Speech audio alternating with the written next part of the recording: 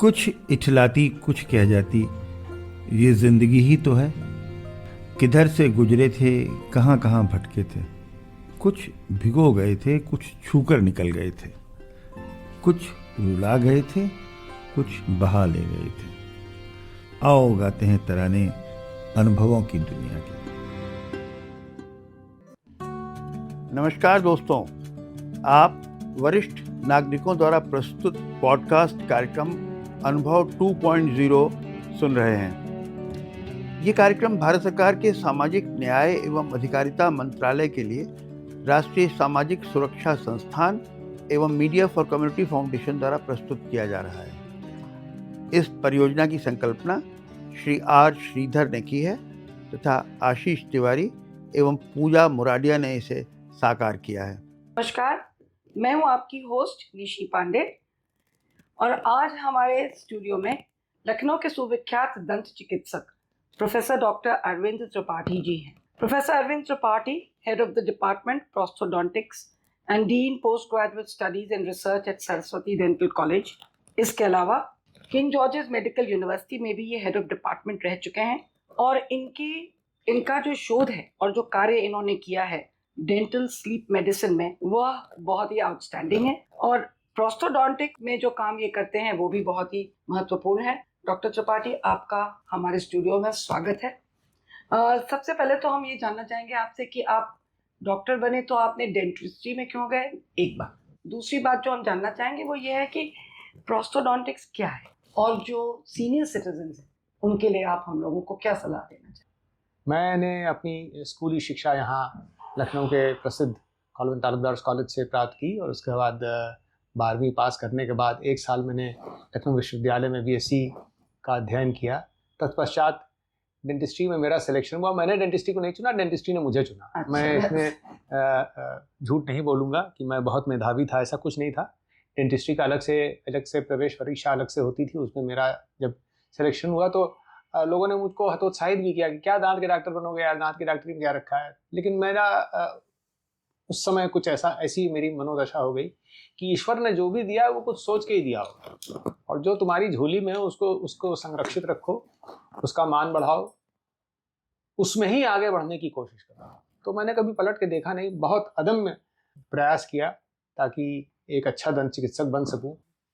भाग्य कहिए, एक पेशेंट विवेकानंद पॉलीक्लिनिक से ऑपरेट होकर आया और उसका मैंने कृत्रिम दांत बनाया और नकली जबड़ा भी बनाए और उस विधा को मैक्सिलोफेशियल प्रोस्थेटिक्स कहते हैं, जिसमें कैंसर रोगियों का पुनर्वसन होता है बहुत अच्छी तरीके से नकली कृत्रिम अंग बना के। तो उसमें मुझे, आपको जान के हर्ष होगा, अखिल भारतीय छात्र सम्मेलन में मुझे प्रथम पुरस्कार मिला। उससे मैं बहुत प्रोत्साहित हुआ और मैं उस पर निरंतर काम करता रहा और मैं अपने विभाग में ऐसा काम करने वाला पहला नियमित शिक्षक था। तो एक नई विधा शुरू हुई। हालांकि मैं भी प्रशिक्षित नहीं था, लेकिन अपने मन से करता था काम। और देखिए, ईश्वर की मर्जी होती है ना, जब आप कहीं कोई प्रयास करते हैं, कठिन प्रयास करते हैं, जीवन का एक बहुत बड़ा सिद्धांत है कि उसमें ईश्वर की मदद करते हैं। अंग्रेजी में कहते हैं God helps those who help themselves. तो मैं शुरुआती दौर में जब मैंने बिना प्रशिक्षित हुए अदम्य साधना से, अदम्य मेहनत से मरीजों का प्रशिक्षण किया, पुनर्वसन किया। तत्पश्चात मुझे 2 फेलोशिप्स मिली अमेरिका जाने के लिए, जिसमें मैं इस फील्ड में ही बहुत एडवांस्ड ट्रेनिंग लेके वापस लौटा अपने शिक्षण संस्थान में। और इस विधा को मैंने सिर्फ डेवलप ही नहीं किया, इस विधा में मैंने पढ़ाना शुरू कर दिया अलग से। मैंने कहा प्रोस्थोडोंटिक्स में ही, मास्टर्स में ही मैक्सिलोफेशियल प्रोस्थेटिक्स भी सम्मिलित होना चाहिए। ये लोगों को पता नहीं है कि जिनको खर्राटे आते हैं वो एक बहुत ही गंभीर जिस बीमारी के विषय में उनको जानकारी नहीं होती है, जिसको कहते हैं ऑब्स्ट्रक्टिव स्लीप एपनिया, अर्थात जो सांस की नली है उसमें अवरोध हो जाने की वजह से ठीक से सांस नहीं आती है और पूरे शरीर में ऑक्सीजन का व्यापन ठीक से नहीं होता है, तो शरीर भी कमजोर पड़ता जाता है और ऑक्सीजन की कमी में कई बार मस्तिष्क और हृदय, ऐसे जो बहुत हमारे शरीर में इम्पॉर्टेंट ऑर्गन्स हैं, वो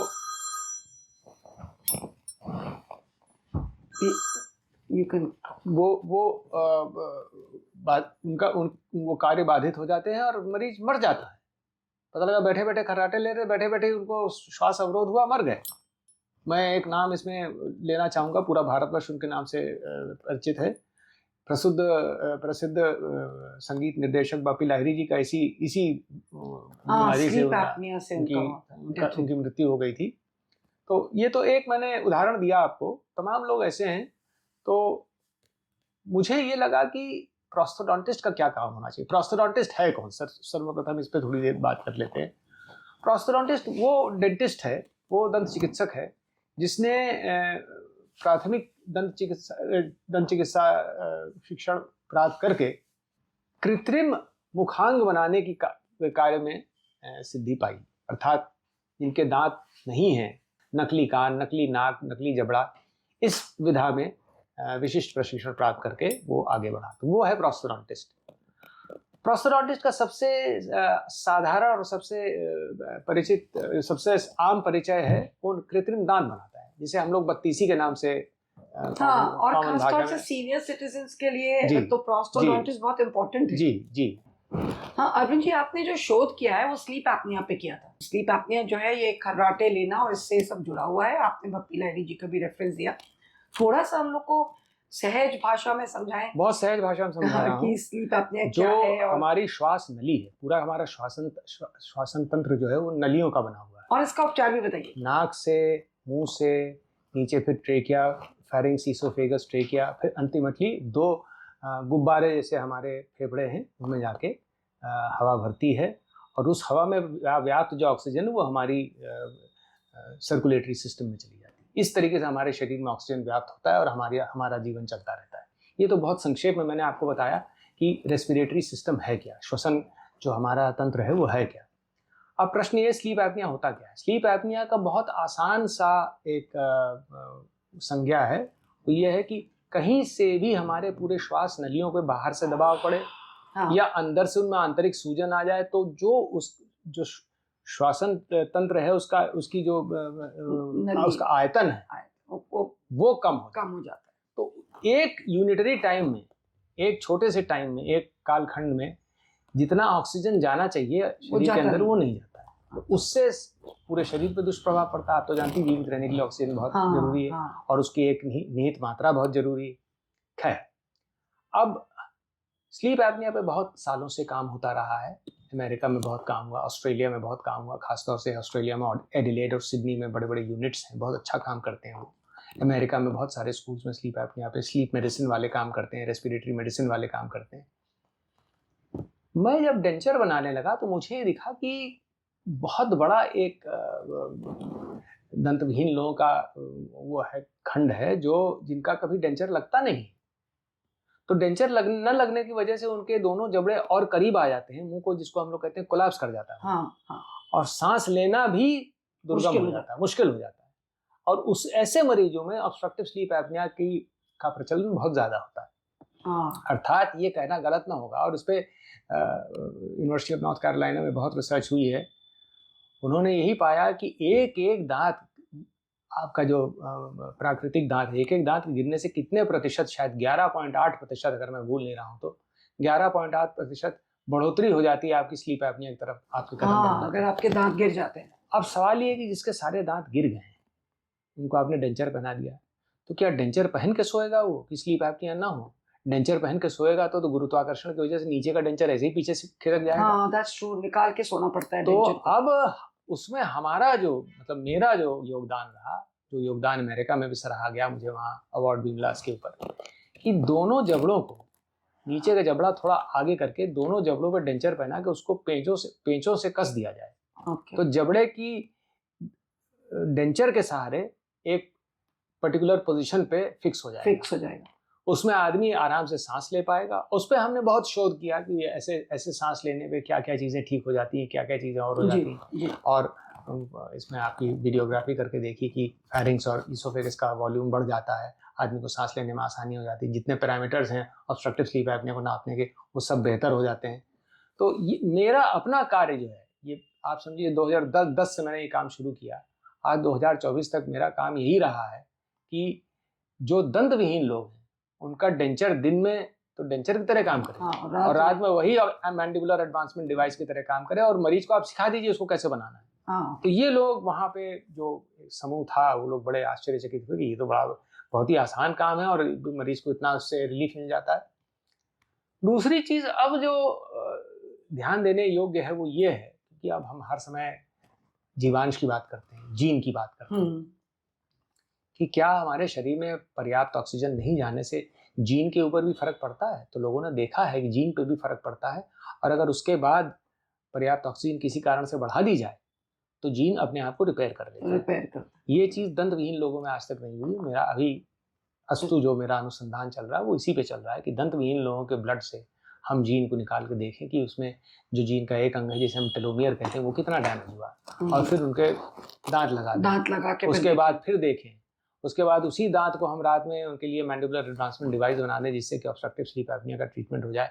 अब क्या स्थिति है, और इसमें आप सबका आशीर्वाद चाहता हूँ। अगर इसमें हमें बहुत सकारात्मक नतीजे मिले तो हमेशा के लिए एक बात ये हो जाएगी कि दंत विहीनता आपको बुढ़ापे की तरफ, आपकी एपिजेनेटिक एजिंग अर्थात आपका शरीर को बुढ़ापे की तरफ और मृत्यु की तरफ ढकेलती है, सिर्फ ऑक्सीजन की कमी की वजह से। तो ये नितांत आवश्यक है कि मरीजों के दांत बने और वही दांत रात में मैंडिबुलर एडवांसमेंट डिवाइस के रूप में कन्वर्ट करना मरीज को सिखा दिया जाए, उसको उस तरीके से पहने तो श्वास संबंधी रोग उनको नहीं होंगे। तो ये हमारे सीनियर सिटीजन्स के लिए ये भी एक बात है समझने की कि अगर खर्राटे आते हैं जी और स्लीप एपनिया की प्रॉब्लम है तो उसको सीरियसली लेना है, बिल्कुल सीरियसली लेना है। जवान लोगों को भी सीरियसली लेना है, क्योंकि जवान लोगों में भी ये होता है निशी जी एक बहुत कि अजीब सांस बात रुक बताओ। जाती है सोते सोते रात नहीं को, तो वो क्यों होती है? एंड देन फिर सडनली सांस लेते हैं आप और फिर आप फिर शुरू कर देते हैं। अधिकांश लोग मोटापे को इसका दोषी मानते हैं कि आप मोटे हैं, आपकी गर्दन में चर्बी आ गई तो आपके पेट में चर्बी आ गई तो आपकी श्वास नलिका जो है वो पतली हो गई। ऐसा नहीं है। मैंने एक शोध में ये भी पाया कि जो जीवन में बहुत तनावपूर्ण जीवन जीते हैं, तनाव की वजह से भी उनकी श्वास नलिका जो है वो पतली हो जाती है, अंदर इन्फ्लेमेशन हो जाता है। तो आदमी दुबला पतला मोटा नहीं है लेकिन फिर भी उसको श्वास संबंधी परेशानी है, obstructive sleep apnoea non obese लोगों में भी है। और हम लोगों में होता है कि कभी किसी की सांस रुकती है, हम लोग के देखते हैं, माता पिता भी देखते हैं कि बच्चे में रुकी तो उसको ठोक ठाक के टेढ़ा करते हैं तो नहीं, वो आने लगती होता ये है कि वो, लेकिन इसको ध्यान नहीं देते। नहीं, सबसे बड़ी बुरी बात यह है कि वो एकदम अचानक से नींद खुल जाती है, हृदय गति बढ़ जाती है, उसमें बहुत सारी परेशानियां हो जाती हैं। तो इस बारे में हम लोगों को ध्यान रखना है, अपने आसपास के लोगों के लिए, खासतौर से बुजुर्गों को भी इस बारे में ध्यान। जी बिल्कुल। डॉक्टर साहब आपकी ये बात तो हमें समझ में आ रही है, बट हम एक प्रश्न आपसे ये करना चाहेंगे कि जो लोग अफोर्ड कर सकते हैं और जो सीनियर सिटीजन्स हैं, कोई आप ऐसी बात बताना चाहेंगे उन लोगों को जिन चीज़ों का वो ध्यान रखें जब वो अपने ओरल हाइजीन की हम बात करते हैं, सीनियर सिटीजन या हम लोग ये कहते हैं कि जब दांत बनवाने जाते हैं, ये समझना बहुत जरूरी है कि सिर्फ मुंह उसका बुढ़ा नहीं हो रहा है, उसका पूरा शरीर बुढ़ा हो रहा है, मस्तिष्क बुढ़ा हो रहा है। उसने खाना खाया, खाना खाने के बाद उसने कुल्ला किया, वो ये भूल ही गया कि ब्रश भी करना जरूरी है। उसको मालूम है, जागरूक है, वो किसी अच्छे पद से सेवानिवृत्त हुआ है, पढ़ा लिखा आदमी है, भूल गया, सो गया जाके। या शरीर में कहीं कोई दर्द है, कोई कष्ट है, उसने दवा खाई, थोड़ा आराम हुआ, जाके सो गया। तो ये हर वृद्ध के साथ एक तो चेष्टा ये होनी चाहिए कि परिवार में जो भी वृद्ध हैं वो अकेले ना रहें। हाँ, साथ में कोई ना कोई जरूर। तो आप कहेंगे साहब उनकी पत्नी भी तो वृद्ध है, पत्नी कितनी छोटी है उनसे। जो कंजर्वेटिव लाइन ऑफ ट्रीटमेंट है उसमें आपकी कैपिंग कर देते हैं या आप वो सब करते हैं, या वृद्धावस्था में ये बात समझना जरूरी है कि एक व्यक्ति का शरीर अर्थात मकान की नींव वही पुरानी है। उस पर अगर हम स्टील के गर्डर रख देंगे और सोचेंगे कि ऊपर से नवीनीकरण हो गया तो ठीक हो गया, ये एक बहुत बड़ी मिथ्या है। अगर बुढ़ापे में या महिलाओं में खास तौर से रजोनिवृत्ति के बाद बोन की हालत ठीक नहीं है, ऑस्टियोपेनिक है या ऑस्टियोपोरोटिक है, तो ऐसे मरीजों में ये आपको समझ लेना चाहिए कि लकड़ी ही जो है कमजोर है, उसमें स्टील की पेंच ठोकने से क्या फायदा। जी। दूसरी चीज कि मुंह में उसके कितने प्रकार के कीटाणु सक्रिय हैं। जितने ज्यादा कीटाणु सक्रिय होंगे, आपने जहाँ चीरा लगाया इम्प्लांट लगाने के लिए, उसी वुंड में सारे कीटाणु प्रविष्ट हो जाएंगे और इम्प्लांट का कभी ऑस्टियो इंटीग्रेशन हो ही नहीं पाएगा। तीसरी चीज, आदमी के मुंह की जो अपनी गति रोग निरोधकता है, इम्यूनिटी अगेंस्ट डिजीज, वो एक मुंह से ही हमारे थूक के साथ निकलता है, एक पदार्थ होता है, तरल पदार्थ होता है, जिसको हम सलाइवरी पेरोक्सीडेज कहते हैं। सलाइवरी पेरोक्सीडेज मुंह में थायोसाइनेट आयन के साथ कंबाइन करके ऑक्सीथायोसाइनेट आयन बनाता है, जो कि हमारे मुंह में कीटाणुओं को हमारे मुंह के अंदर की जो झिल्ली है, म्यूकस मेम्ब्रेन जिसे कहते हैं, उस पर चिपकने से रोकता है। उसकी मात्रा जितनी ज़्यादा होगी, रोग रोधकता उतनी ज़्यादा इंसान के अंदर होगी। तो ये 3-4 मुद्दे हैं, पैरामीटर्स हैं जिन पे हम लोग ध्यान नहीं देते। हम लोग का समय भी थोड़ा सीमा पे है, तो बंदे हैं हम लोग। तो ये जानना चाहेंगे कि आप सीनियर सिटीजन्स के लिए अच्छी ओरल हेल्थ रखने के लिए कुछ ऐसी 2-3 बातें बताएं जो कि नियमित करनी चाहिए। एक तो ये, और दूसरा आप हम लोगों को ये भी बताएं कि क्या डेंटल हेल्थ को या डेंटल प्रॉब्लम्स को हम लोगों को इग्नोर नहीं करना चाहिए। आप इस तरह की कोई, बिकॉज ज़्यादातर लोग कहते हैं अरे कोई बात नहीं, ये दांत है, हिल रहा है, टूट जाएगा, इसकी कोई प्रॉब्लम नहीं है। या ये ज़रूरी है कि हम लोगों को दंत चिकित्सक से मिलना चाहिए जब हमारे प्रॉब्लम्स क्रिएट होते हैं। तो ये बहुत सीधा सच्चा समीकरण है कि एक तो ये कि शरीर के पूरे शरीर की निगरानी रखना। जैसे जैसे उम्र बढ़ती जाती है, जब हम 30 साल के थे, आज हम 67 के हो गए, तो हमें अब अपनी तरफ ज़्यादा ध्यान देना पड़ेगा। हम जब, होता क्या है, इतना संघर्षशील जीवन है, जब हम कम आयु में होते हैं तो दौड़ भाग प्रतियोगिता तो युग है, हमेशा ही प्रतियोगिता रही, आगे बढ़ रहे हैं, उसमें हम बहुत चीज़ों को नज़रअंदाज कर जाते हैं। आप देखिए आजकल के समय में दंत चिकित्सा को छोड़ दीजिए, 40 से 50 साल के लोगों में अगर आप डायबिटीज़ का बढ़ोतरी जो है, तो वो इसी वजह से है कि स्ट्रेस अपने आप में एक बहुत बड़ा मारक है। और सबसे बड़ी दिक्कत यह है कि जागरूकता आपके अंदर तभी आएगी जब आप अपने से प्यार करना सीखेंगे। तो वृद्ध लोगों को ये समझना चाहिए कि भाई आज मेरी आयु हो गई है, सबसे पहले तो मैं अपनी कार्य क्षमता का कम होता हुआ उसको स्वीकारूं। नहीं, मैं पहले 4 कदम चल लेता था, यहाँ से वहाँ चला जाता था, बाजार चला जाता था, गाड़ी ड्राइव कर लेता था, अब मेरे अंदर वो क्षमता नहीं है। तो काम धीरे धीरे करूँ, काम की रफ्तार को कम कर दीजिए, अपने शरीर को पहचानिए, नहाते समय अपनी त्वचा को देखिए, अपने दांत देखिए शीशे में, ब्रश करिए नियमित, 2 टाइम तो ब्रश करिए ही। जैसे जैसे उम्र बढ़ जाती है, हो सकता है हर भोजन के बाद ब्रश करना आपको लाजमी लगे, तो वो भी कर सकते हैं। और कहीं पे भी शरीर में पहला सूचक रोग का होता है दर्द, चाहे दांत हो चाहे हड्डी हो, कहीं पे भी उसको कभी भी इग्नोर नहीं करना चाहिए। कभी ये नहीं सोचना चाहिए अरे समय के साथ चला जाएगा, 2 गोली खा लो, एस्पिरिन खा लो। नहीं, अनजाने में आपने अगर अपना स्वचिकित्सा की तो उससे आपको बहुत नुकसान हो सकता है। तो आपने हम लोग को आज इतना समय दिया और आपने बहुत सारी ऐसी इंटरेस्टिंग बातें बताई हैं जो कि न सिर्फ हम सीनियर सिटीजन्स को ध्यान रखना है, पर जो हमारे आसपास के बच्चे हैं, हम सीनियर सिटीजन्स उनको इन बातों से अवगत करा सकते हैं। बिल्कुल, जो बातें आपने बताई वो बातें हम बच्चों को भी कह सकते हैं कि मेरे आज दांत बदले गए हैं, वो है, मुझे प्रॉब्लम है। तो हमें पहले तो अपने बारे में सोचना है और अपने से प्रेम करना है, अपने शरीर को देखना है। और आपने जितनी बातें ये बताई ये बहुत ही महत्वपूर्ण है, और जिस प्रकार का कार्य आप शहर में कर रहे हैं वो उसके लिए आप का बहुत नाम है। इसीलिए हम लोगों ने आज आपको यहाँ आमंत्रित किया। आपने अपना इतना महत्वपूर्ण समय हम लोगों को दिया, उसके लिए हम बहुत बहुत आभारी हैं। आपका बहुत बहुत धन्यवाद। Thank you very much. दोस्तों, आप लखनऊ की संस्था पीपल्स इनिशिएटिव के पॉडकास्ट कार्यक्रम अनुभव 2 को सुन रहे थे। वरिष्ठ नागरिकों की सुविधा के लिए भारत सरकार की हेल्पलाइन नंबर 14567 पर आप प्रातः 8 बजे से रात्रि 8 बजे तक वरिष्ठ नागरिकों की किसी भी समस्या पर सहायता प्राप्त कर सकते हैं। Thank you and have a good day.